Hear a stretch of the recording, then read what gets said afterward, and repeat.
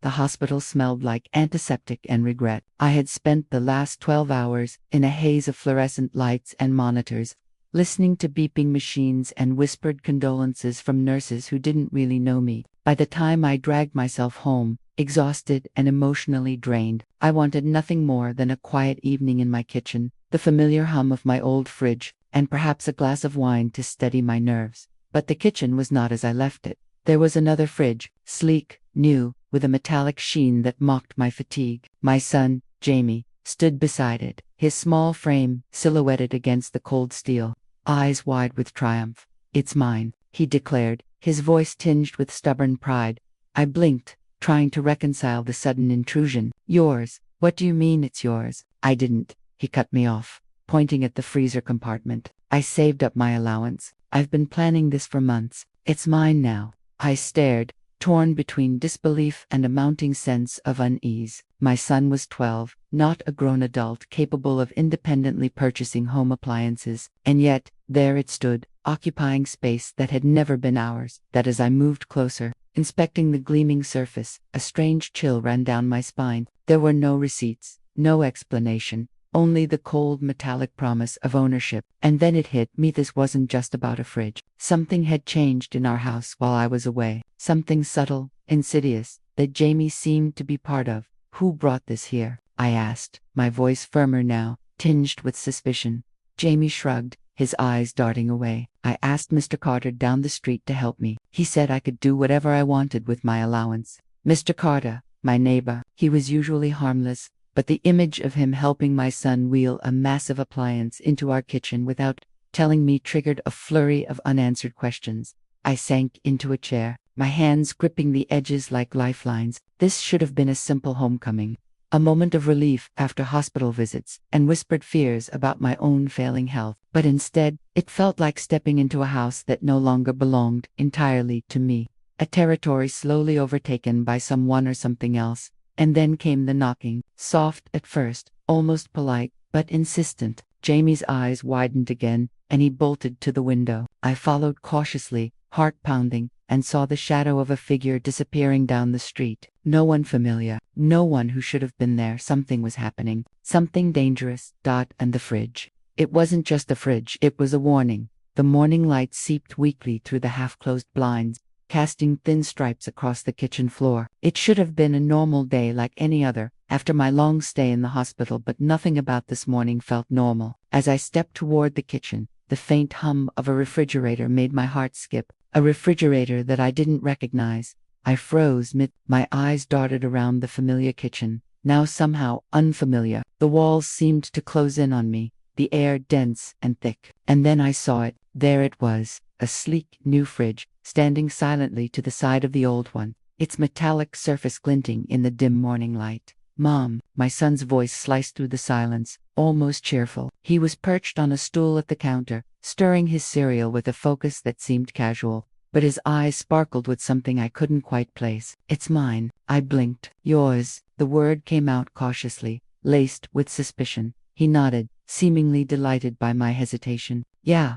I told Dad I wanted it, and he said yes. Isn't it cool?" "Cool," I repeated, though my tone was flat, strained. Something about the fridge's sudden appearance made the room feel heavier, darker, as though the air itself had thickened. I tried to tell myself I was imagining things, that the hospital, the sleepless nights, and the endless waiting had frayed my nerves, made me see shadows where there were none. But the refrigerator wasn't a shadow. It was tangible, real, and absurdly out of place.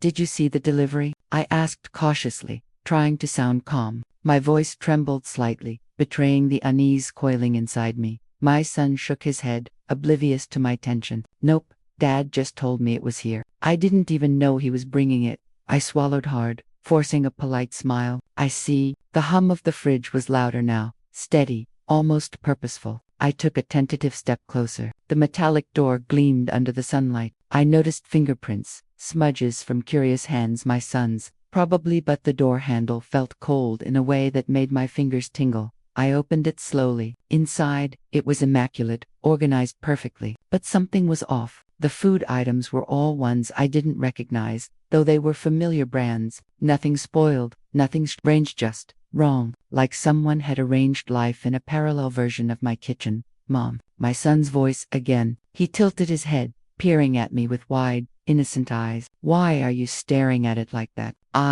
Nothing, I said quickly. My chest tightened. I tried to move past it, but every instinct in my body screamed caution.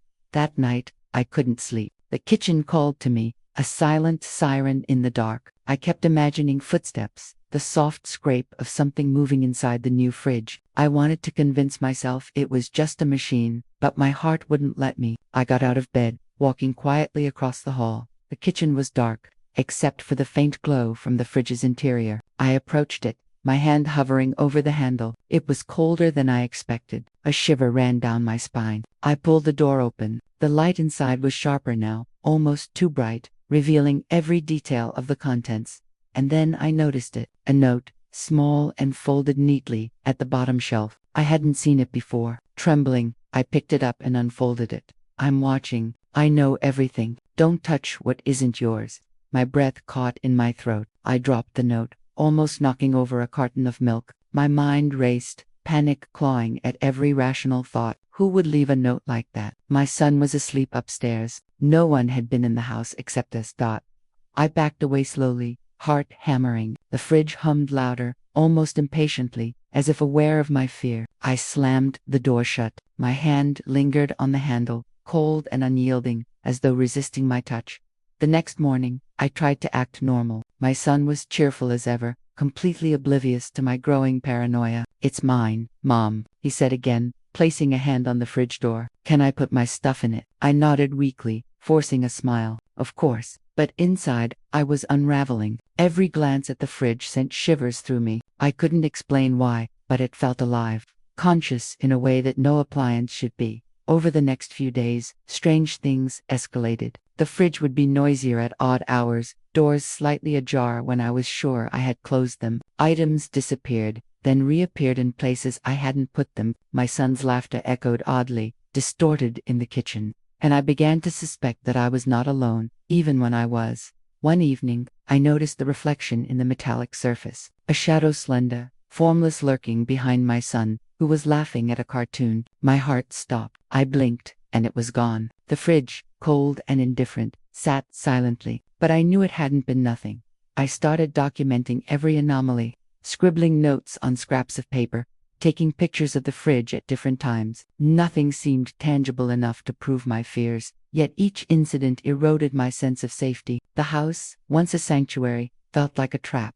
Days turned into a tense rhythm of dread. I avoided touching the fridge, but I could not ignore it. My son's obsession grew, and I felt an uneasy alliance forming between him and the mysterious appliance. I didn't want to admit it, but I feared that the line between the fridge's ownership and his was becoming dangerously blurred. Late one night, I woke to a soft clattering. The fridge door swung open slightly, though I had closed it securely. A cold draft whispered out, curling around my feet. I leaned closer, peering inside, and my eyes widened in horror. There, at the very back, was something moving. Not food, not shadows, something that should not have been there. Something alive, something that recognized me. I stumbled back, heart hammering, unable to tear my gaze away. The fridge hummed, louder than ever, as if laughing at my terror. Suddenly, my son appeared behind me, rubbing his eyes, still half asleep. Mom, what are you doing? I turned to him, speechless, my mind a chaotic storm. The note, the shadow, the strange hummel of it pointed to something I could not name, something inhuman, yet tied to the ordinary. He smiled, innocent. It's mine, he whispered again, patting the fridge. Mine, mine, mine. And in that moment, I understood the house was no longer mine. The kitchen was no longer safe. My son, the fridge, the shadows, they had claimed it. I backed away, trembling, heart pounding like a drum in the dark silence. Outside, the world continued, unaware, but inside, the thin line between home and horror had vanished. And I knew, deep down, that nothing would ever be the same again. The house had changed. I could feel it in every corner, every shadow, every whisper of air that drifted past the windows. Sleep was no longer a refuge, it had become a fragile veil, easily torn by the smallest sound. Even the faintest hum from the fridge could wake me, a pulse of terror coursing through my veins. My son, oblivious to my growing paranoia, continued his silent allegiance to the appliance. He would stand for long minutes in front of it, talking quietly, almost as if it were a friend or worse, a master. His laughter no longer sounded entirely human. It echoed in the empty rooms, resonating with a strange, hollow quality that made my stomach churn. One afternoon, I returned from the market with groceries, only to find the fridge door open again. My pulse accelerated. I had checked it twice before leaving. My hands trembled as I approached. The items inside had shifted, rearranged with deliberate precision. Even the smallest cartons had been moved to exact positions. I bent down, examining the bottom shelf. My eyes caught something unusual. A small, black smear, almost like soot, but darker, almost alive. It wasn't on any surface before. I reached to touch it, but my fingers recoiled as if burned by cold fire. The smear seemed to pulse, a heartbeat in black dot. My son appeared behind me, silent this time, watching. "Mom, don't touch it," he whispered, his voice unusually firm, like someone much older than his age. Where did it come from?" I asked, though I already feared the answer. He shrugged, a casual gesture that belied the tension in his eyes. "It's mine," he said again. That phrase, repeated endlessly, now carried weight, a kind of dark devotion that chilled me more than the mysterious smear. That night, sleep evaded me entirely. I wandered the house, flashlight in hand, checking each room, but the fridge called to me, louder than ever. Its hum seemed to synchronize with my heartbeat, a sinister metronome counting down to something I could not name. I forced myself to approach. Despite every instinct screaming for me to run, the note I had found days ago was gone, leaving only a faint imprint on the shelf, like a whisper of warning fading into oblivion. I opened the fridge slowly, every creak of the door echoing in the silent house. Inside, I found something impossible. My son's favorite cereal box was torn open, spilling its contents across the shelf, yet no crumbs were on the floor. Milk containers were rearranged into a strange pattern, almost like symbols. I couldn't understand them, but my mind recoiled with a primal recognition. This was no longer ordinary. The cold air seemed to reach out, curling around my arms, biting into my skin, and then I heard it, a soft, whispering voice from the depths of the fridge. "She knows, she sees." I stumbled back, heart hammering. My flashlight shook in my hand. The hum became louder, almost sentient, responding to my fear. I swallowed hard, realizing that this appliance, this thing, was no longer inert. It had awareness, and it had chosen my son. Over the next few days, the house grew stranger. Objects moved when I wasn't looking. Shadows lingered longer than they should. I could hear soft, deliberate sounds in the walls, scratching, tapping, almost like fingers drumming a rhythm I couldn't decipher. I tried to talk to my husband, to explain what was happening, but he dismissed my concerns. "You're stressed, that's all," he said, though his eyes flickered toward the kitchen as he spoke, as if even he sensed the shift. One evening, my son approached me quietly. "Mom," he said softly, holding a small, cracked figurine, "it told me to keep this safe." "Who told you?" I asked, my voice barely a whisper. He looked down, shadows crossing his face. The fridge. It talks to me." The words cut through me like ice. I wanted to laugh, to dismiss it as a child's imagination, but the way he said it, the certainty in his voice, made me shiver. My son was no longer a child in my eyes. He had become a conduit, a bridge between the ordinary and something malevolent. Days later, I noticed the fridge behaving differently. The temperature fluctuated, freezing items that shouldn't freeze, thawing others that should have stayed cold. The lights inside flickered, casting eerie patterns across the kitchen. I tried to unplug it, but the cord seemed fused to the outlet, immovable, as though the house itself resisted my interference. That night, I awoke to a scraping sound. My bedroom door creaked open slowly. A shadow moved in the hallway, elongated, fluid, yet undeniably alive. I froze, breath caught in my throat. The shadow paused at the threshold, then dissolved toward the kitchen. I followed, my heart hammering in a rhythm that matched the hum of the fridge. And there he was, my son, standing before the appliance, whispering in a language I could not understand. The fridge lights flickered, illuminating his face in staccato bursts. His eyes, wide and bright, seemed different, older, focused, devoted. "It listens," he murmured. "It knows everything. It will protect us." I stumbled back, terror rooting me to the spot. The fridge door opened slowly, and inside, the black smear from before had grown, expanding like a living shadow. Tendrils of darkness reached toward my son, and he smiled, unafraid, welcoming them. I wanted to scream, to pull him away, but my body wouldn't move. The house was silent except for the low, resonant hum. The tendrils retreated into the fridge, and the door closed with a soft thud, leaving only the faintest pulse of cold in the air. I realized then that I was alone in my understanding. The fridge, the shadow, the devotion my son exhibited, they had formed a bond I could never break. And I was an intruder, a witness to something beyond my comprehension. As dawn broke, the house seemed deceptively normal. My husband made coffee. My son ate breakfast, chatting casually, as if nothing had happened. But I knew the truth. Something had taken root in my home, in my family, and I was powerless to stop it.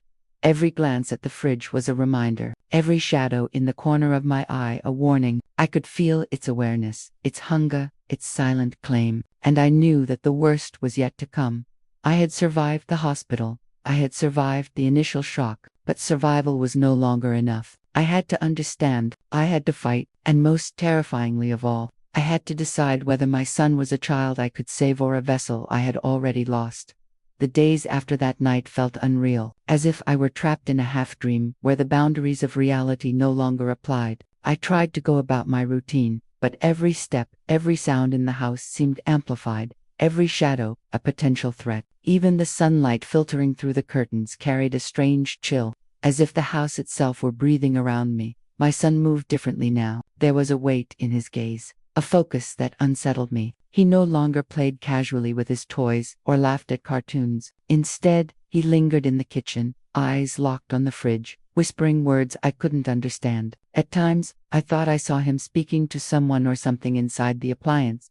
I confronted him one morning. "Why are you spending so much time with it? What's happening to you?" He turned slowly, eyes bright but unsettlingly calm. "Mom, you don't understand. It protects us. It's our family now." "Family. It's a fridge," I shouted, frustration and fear bleeding together. "It's not alive." He tilted his head, as if pitying me for my ignorance. "It's not just alive. It knows, it feels, and it chose me." A shiver ran through me. His words echoed in my mind long after he had walked away. It was as if a line had been crossed, one that I could neither comprehend nor reverse. I decided to research, to understand anything that might explain this growing horror. I scoured the internet for unusual fridge phenomena, urban legends, anything resembling what I had witnessed, but nothing matched. No article, no forum, no anecdote even hinted at a fridge that could communicate or exert influence.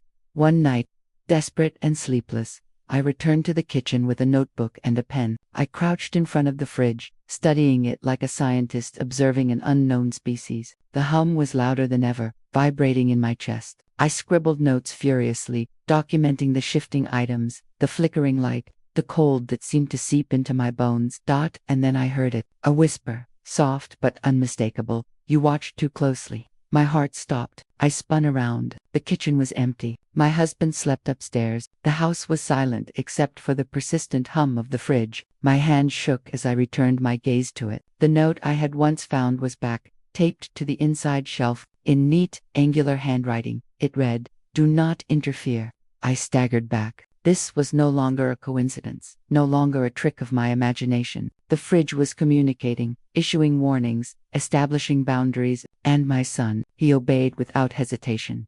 Days passed, and the tension in the house became unbearable. I felt like a stranger in my own home, an outsider trying to navigate a reality that was slipping further from my control. My husband noticed my distress, but dismissed it as stress or exhaustion. He never saw what I saw, the subtle, malevolent presence that seemed to twist the air around the fridge, the cold that lingered in its vicinity, the almost imperceptible whispers that I alone could hear.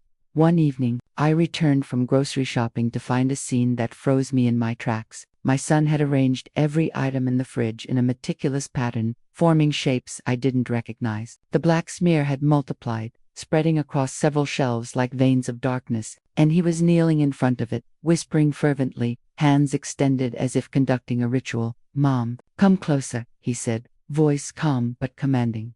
I hesitated. Fear rooted me to the doorway. "No, I don't want to get close. You have to see," he insisted. "You need to understand."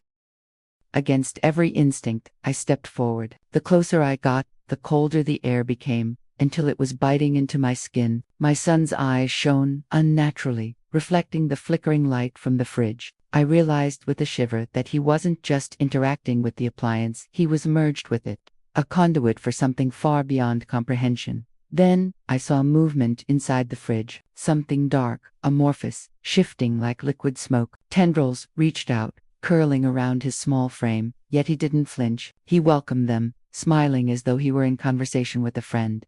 "It trusts you," he whispered. "We are protected." I could barely breathe. The house seemed to pulse with the presence of that darkness, and I realized that the fridge had become more than a container of cold. It was an entity, ancient perhaps, with its own will, and my son was bound to it in a way I couldn't hope to break.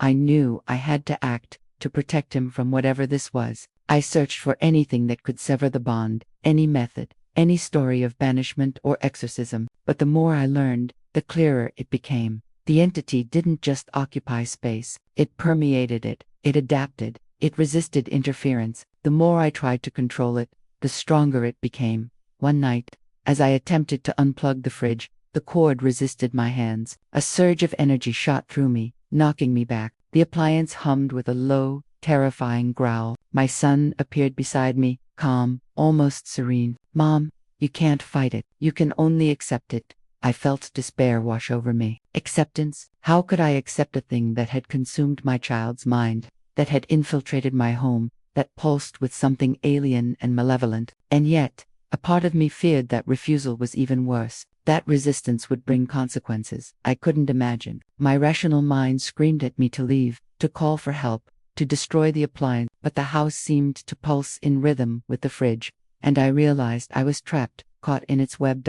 In the following days, I observed my son with increasing terror. He spoke less and less to me, devoted entirely to the fridge. At times, I could swear he moved in synchronization with the humming, his small gestures perfectly timed to the flickers of light inside. My presence seemed irrelevant, an intruder in a world I no longer belonged to.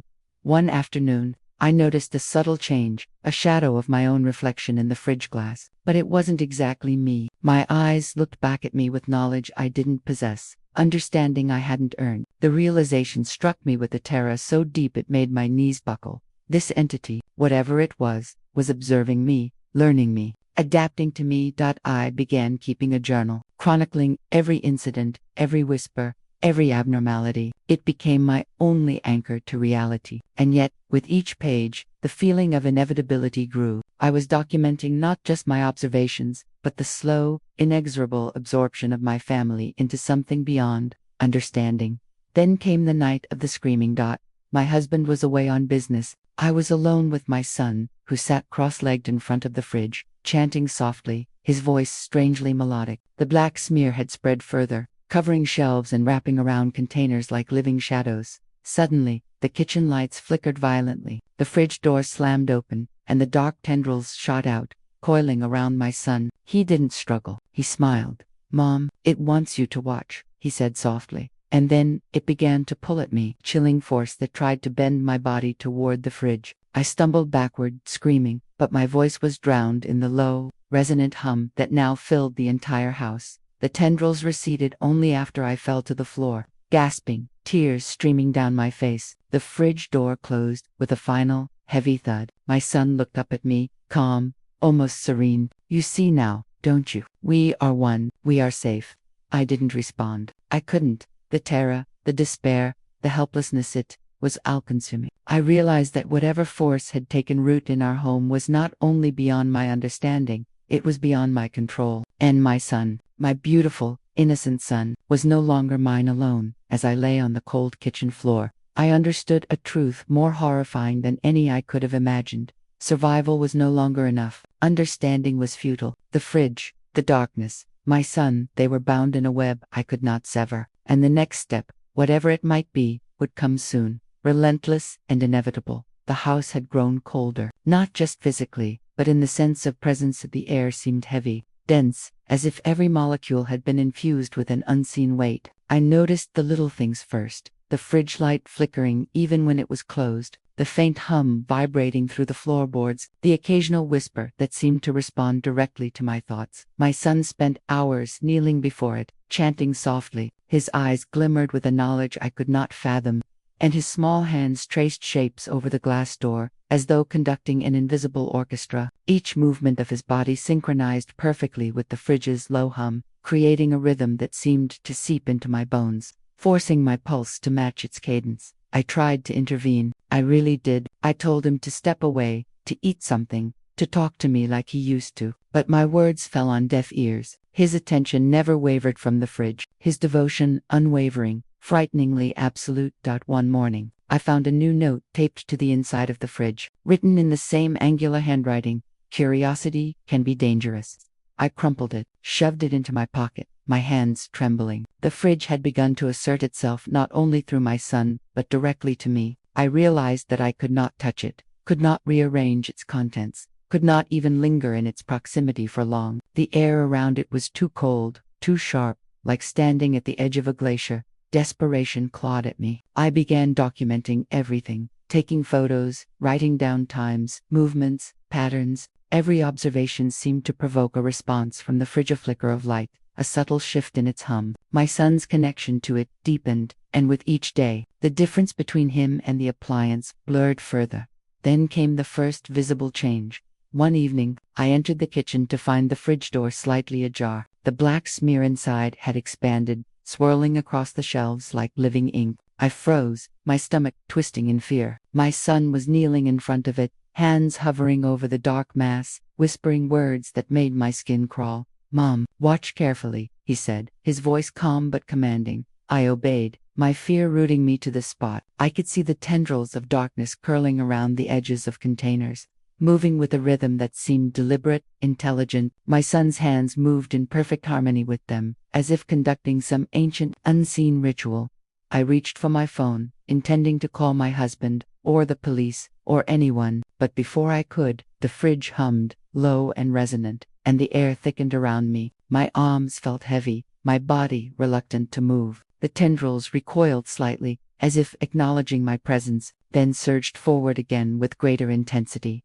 "You shouldn't have come," my son whispered, almost regretfully. I felt a sharp, biting cold in my chest, a pressure that seemed to push my lungs down. My vision blurred, the edges of the kitchen darkening, as though I were sinking underwater. I stumbled backward, my mind racing. I realized with a terrifying clarity that the fridge was not just connected to my son, it was connected to me. It was aware of my fear, my hesitation, my every thought.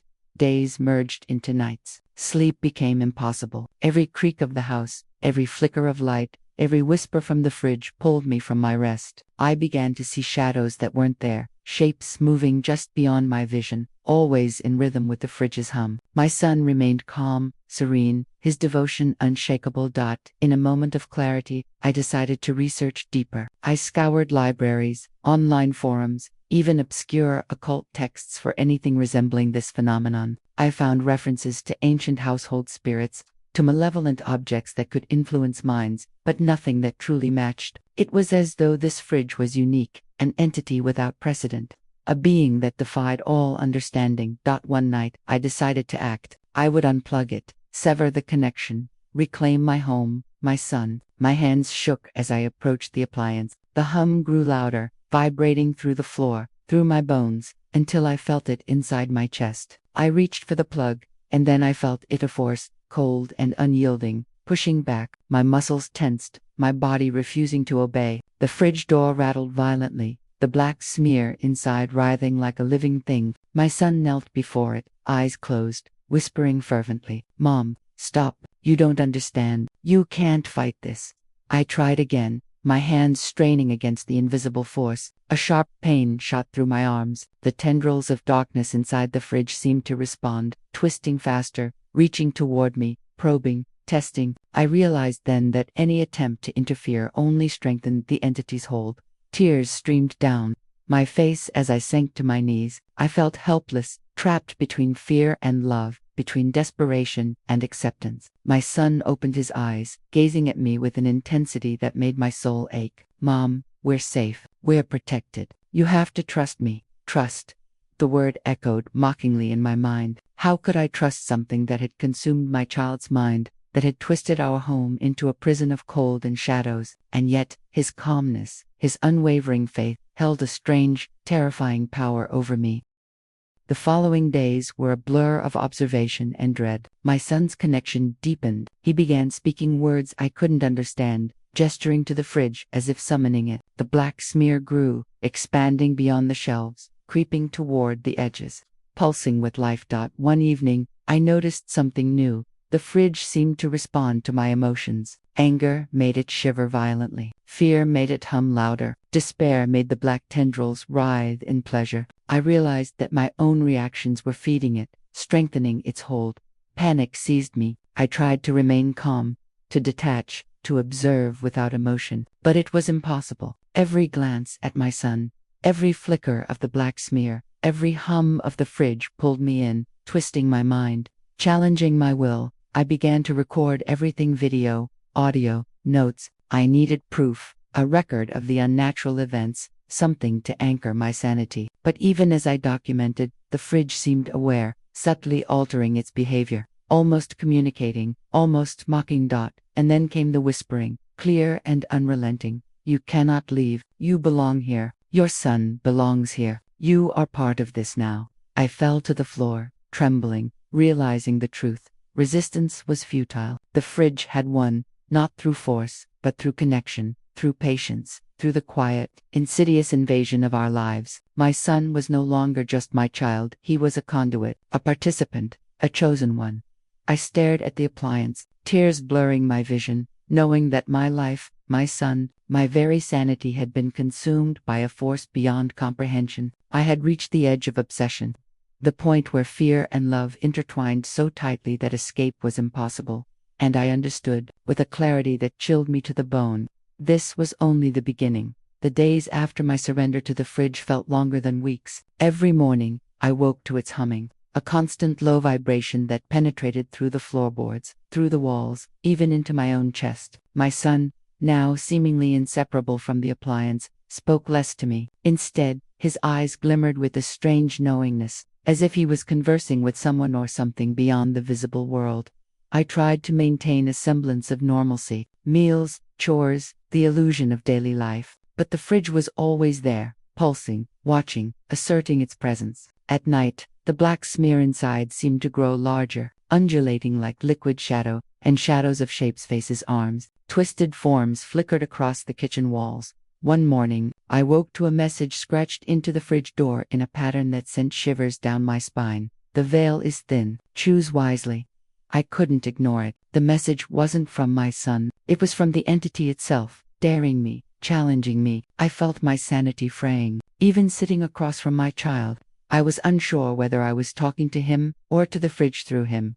I reached out to the outside world. A friend from work, someone I trusted, came over after I insisted. The moment she stepped inside the kitchen, the fridge hummed louder, almost screaming. The black smear seemed to recoil, then surge forward, writhing faster than before. My friend froze, her eyes wide, lips trembling. What is this?" she whispered. "I don't know," I stammered. "It's alive." The fridge pulsed, and my son's whispers filled the room, in a language that vibrated through the walls, through my friend, through my very bones. The room became a cage of sound and cold, and I realized that anyone who entered would be caught in its web. My friend's panic radiated outward, and I could feel the entity feeding on it, growing stronger. That night, I researched obsessively. I uncovered references to objects imbued with consciousness, cursed artifacts that bonded with children to extend their reach. The text spoke of rituals, sacrifices, the thin veil between dimensions, my son's behavior, the fridge's movements, the black tendrils. They all aligned with the descriptions. But the more I read, the more I realized that traditional methods of exorcism, of removal, might fail. This entity wasn't just a presence, it was symbiotic, thriving on emotional energy and fear, desperate for a solution. I attempted to document the fridge's behavior with video cameras placed strategically around the kitchen. The moment I activated them, the fridge glowed faintly, casting shadows that moved independently of any light source. The black smear extended beyond the shelves, creeping along the floor, reaching toward the cameras. Reviewing the footage later, I noticed subtle anomalies, my son's reflection appearing on the fridge surface without him being nearby, objects floating slightly when the fridge hummed, shadows that lingered after movement had ceased.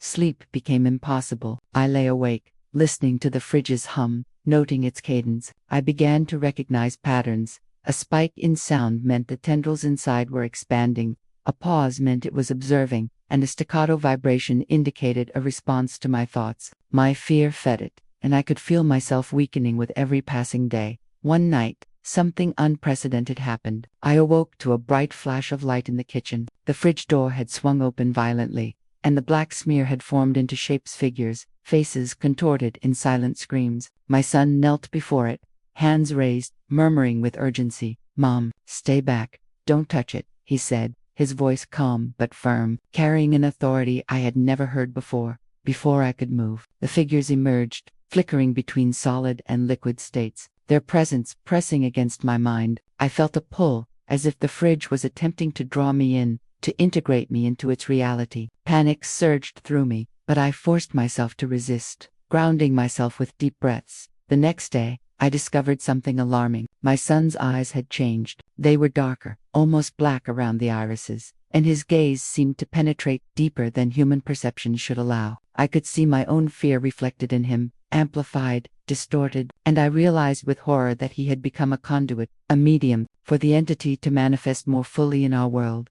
I attempted to talk to him, to reach him. "Do you understand what's happening?" I asked, trying to keep my voice steady. "Yes," he replied simply. "I'm helping it. It's helping me. We're safe." Safe. The word echoed mockingly in my mind. I remembered the first note, the initial chill, the strange pull in the air. This wasn't safety, it was control, complete, absolute, and terrifying. I had to act. I couldn't allow this to continue. But as I considered unplugging the fridge, I remembered the force that had nearly crushed me before. It wasn't just an appliance. It was alive, intelligent, and it anticipated every move. I realized that I would need a strategy, a plan, and possibly allies who understood the supernatural. Someone brave enough to face a power that defied logic. I called a paranormal investigator I had read about online, someone who specialized in sentient objects and cursed artifacts. When she arrived, the fridge reacted immediately. Lights flickered, shadows twisted, and the black smear seemed to surge toward her. She did not falter, instead setting up protective symbols around the kitchen, chanting in a language I did not recognize. The air grew thick, the humming intensified, and I felt the fridge's awareness pressing against me like a physical force. Hours passed. The investigator directed me to stand aside, to observe. My son continued to kneel, whispering in sync with the fridge. The black smear began to pull back, recoiling slightly from the symbols. But it did not retreat entirely. "This is no ordinary haunting," she muttered. "It's a symbiotic entity. The child is its anchor. You cannot remove one without endangering the other." I felt a chill run down my spine. She was right. My son was bound to this entity, and any attempt to sever the connection recklessly could destroy him or worse, transform him entirely into something else. The night stretched on, filled with tension, anticipation, and fear. Every shadow, every flicker of light, every whisper became a test of will. I realized that the fridge had not only claimed my son, it had claimed a piece of me. My connection to him was intertwined with the entity's presence, and my every emotion, every thought, was now a factor in its existence. As dawn approached, the investigator stepped back, exhausted. The fridge had quieted slightly, but the black smear remained, pulsing faintly. My son looked up at me, eyes calm, unreadable. "We are safe," he said again. I nodded, though I did not believe him. I understood now that this was not a battle that could be won conventionally. It was a war of endurance, of observation, of understanding. The fridge was patient. It would wait, adapt, and grow stronger, and so would I, but only if I could maintain my mind, my will, and my connection to my son. Despite the entity's relentless pull, the world outside continued as usual, oblivious to the horrors lurking within my kitchen, and I knew, deep in my soul, that the entity was only beginning to test its boundaries, only beginning to understand the depths of its power. And I, a mother trapped between fear and love, understood that the coming days would demand everything I had, every ounce of courage, and every shred of sanity I could cling to. The days bled into one another. The fridge no longer just hummed, it resonated, a deep, reverberating vibration that shook the walls and rattled the floors. Every time I walked past, it seemed to inhale and exhale, as though the kitchen itself were a lung, the fridge its beating heart. My son had changed further. He moved with purpose, his calmness bordering on eerie, his obedience to the entity complete. The faint black veins in his eyes had thickened, and sometimes, late at night, I swore I saw shadows flicker behind him, shadows that were not mine, not even his. The investigator warned me. The next stage would be the entity attempting full integration. In other words, it was preparing to merge its consciousness with my son, and if it succeeded, my child would cease to exist as I knew him. The mere thought sent my chest tightening. I could not let this happen, not to him. That night, I attempted to sleep in the living room, as far from the kitchen as I could get. But sleep was elusive. Every creak of the house, every low vibration from the fridge, felt amplified. I imagined the black smear stretching out, stretching through walls, and wrapping around me. Images of my son being consumed, replaced, erased flashed in my mind like a relentless projector. My breaths came shallow, rapid. I could hear faint whispers, not my son's voice, exactly, but his tone, his cadence, speaking words I could not understand. When I finally went to check on him, I found the fridge door slightly ajar, black mist curling out from the edges. My son knelt in front of it, hands raised, eyes closed. And then I saw it, the shapes, the figures in the black smear, coalescing, more defined now, human-like but twisted, their faces screaming in silent agony. I felt the pull, an invisible force tugging at my very being, trying to make me kneel, to submit. "Stop," I shouted, my voice cracking. "Leave him alone." The mist reacted, recoiling for a fraction of a second, then surged toward me. I stumbled backward, nearly falling. The fridge vibrated violently. Then my son's eyes opened, and for a split second, I saw both his eyes and the black void inside them simultaneously. His mouth moved, but it wasn't quite his voice. The entity spoke through him, and its tone was colder, older, more merciless than anything human. "You cannot interfere," it hissed. I fell to my knees, fear crashing over me in waves, but I forced myself to stand. I had to fight. I had to keep my son with me. I grabbed a chair, anything, and swung it at the fridge. The chair passed through the black mist, hitting nothing solid, and the mist split around it, almost laughing. The fridge's hum reached a pitch that made my skull ache. The lights flickered violently. I realized then that conventional methods, strength, resistance, anything physical would fail. This was a war of perception, of willpower. If I faltered mentally, I risked losing my child. I remembered the investigator's symbols, the protective charms she had drawn. I ran to the living room and brought a set of salt lines, candles, and runes. As I returned, the entity reacted, the black smoke curling and twisting violently. My son remained kneeling, whispering. I shouted his name, desperate for a reaction. "Please, look at me." He did. For a fleeting second, his eyes cleared, and I saw my son, the boy who used to laugh at silly jokes, who hugged me when I was sad, who was human. The moment lasted only an instant before the black returned, his gaze empty again, but that instant was enough. Enough to remind me what I was fighting for. I began to trace protective circles around him, repeating the chants the investigator had taught me. The fridge's vibration intensified, but the black smear started to contract slightly, almost recoiling from the lines. The figures inside writhed, screaming silently. My voice grew hoarse, my hands trembled, but I kept going, step by step, line by line. Hours passed. The entity's attacks became more frantic, almost desperate. It realized it was being challenged, that its hold could be broken. My son's whispers turned into cries, half his voice, half something else, but I kept going, focusing on him, anchoring myself to his presence.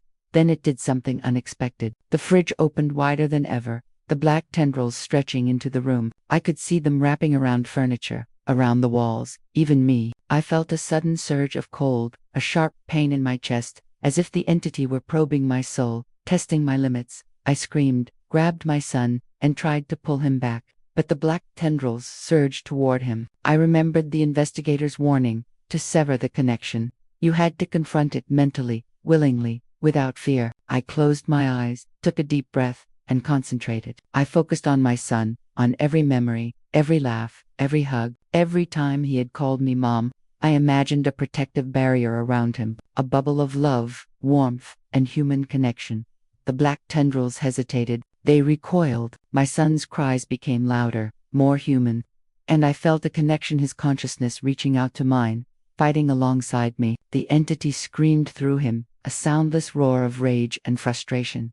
I opened my eyes. The fridge was shaking violently, the black smear thrashing, trying to break free. I shouted again, reinforcing the mental barrier, feeling my son's presence anchor me, solidify me. Then, with one last pulse of energy, the black tendrils recoiled entirely back into the fridge. The door slammed shut, and the humming stopped. Silence.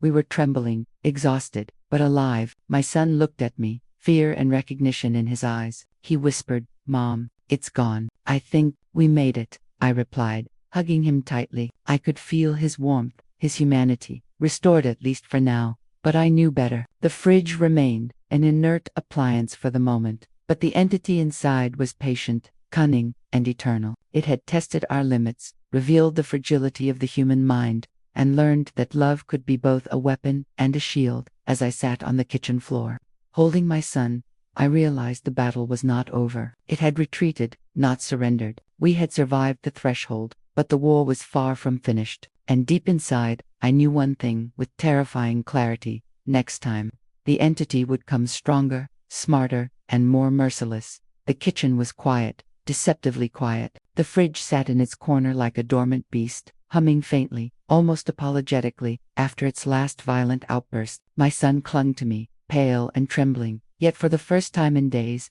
I saw something entirely human in his gaze. It was a fragile moment, a brief bubble of relief in a storm that had battered us relentlessly. But I knew better. The investigator's words echoed in my mind.